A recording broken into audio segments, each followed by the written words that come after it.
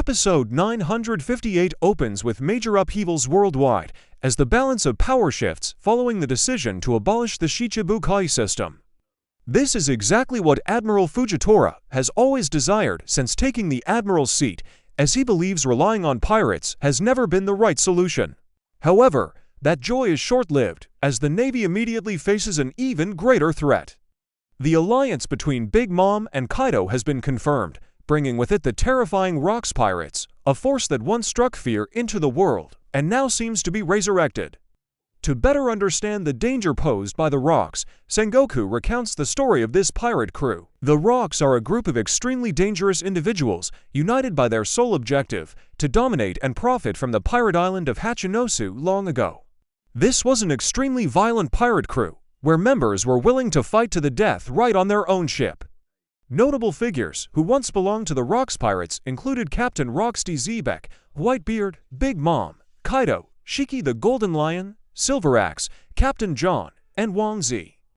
Roxty Zebek harbored ambitions of becoming the king of the world, and for that reason, this pirate crew was considered a true terrorist organization by the world government. Their crimes have been obscured from history, but to those who lived through their time, the terrifying nature of the Rocks was undeniable.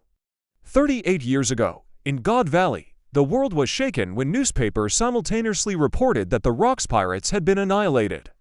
The one who stopped that insane ambition was none other than the heroic Vice Admiral of the Navy, Monkey D. Garp.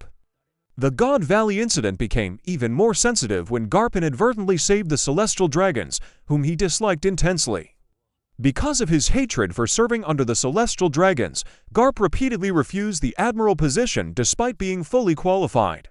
To protect the honor of the Celestial Dragons and conceal the existence of slaves in God Valley, the world government deliberately erased the event from history. There, Garp and Gol D, who happened to be present, collaborated to defeat the Rocks Pirates, an event later known as the God Valley Incident. Currently, the name God Valley no longer appears on any map, as if the island never existed. According to Silver's Rayleigh, Roxty Zebek was Roger's first and strongest enemy, and coincidentally, both had the letter D in their names. Finally, Sengoku announced the bounties of the top pirates after the Shichibukai were abolished. Blackbeard's bounty is now 2,147,600,000 berries, Shanks the Red-Haired is for 1,048,900,000 berries, and Charlotte Linland's is for 1,388,000,000 berries. Kaido, a former apprentice in the Rocks Pirates, now has a bounty of 4,611,100,000 berries. Before his death, Whitebeard had a bounty of 5,046,000,000 berries, while Pirate King Gol D held the record of 5,564,800,000 berries. No pirate had ever surpassed these two monsters. Currently, the Navy is forced to focus all its resources on dealing with the aftermath of disbanding the Shichibukai, leaving them with insufficient manpower to deeply intervene in the alliance between the two Yonko in Wano, a threat silently pushing the world to the brink of chaos.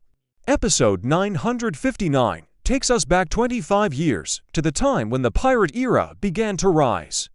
At this time, Oden is aboard the Ora Jackson, returning to Wano with the Roger Pirates after a series of tumultuous adventures at sea. Sensing the impending instability, Rayleigh and his crew offer to help Oden resolve the problems in Wano. However, Oden refuses, asserting that the affairs of Wano must be handled by the Kozuki clan themselves. Back in the present, at Tokijport, General Orochi's ship sets sail towards Onigashima, where the Beast Pirates' fire feast is being held.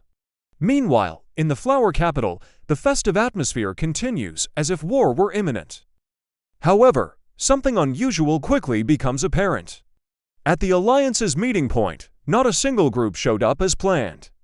Kinmen stood silently in despair, for they had waited for this day for 20 long years, receiving countless good news beforehand, yet at the last minute, not a single ally had gathered. 2 days before the Fire Conference, things were still very different. The entire Alliance force was meticulously preparing for the upcoming battle.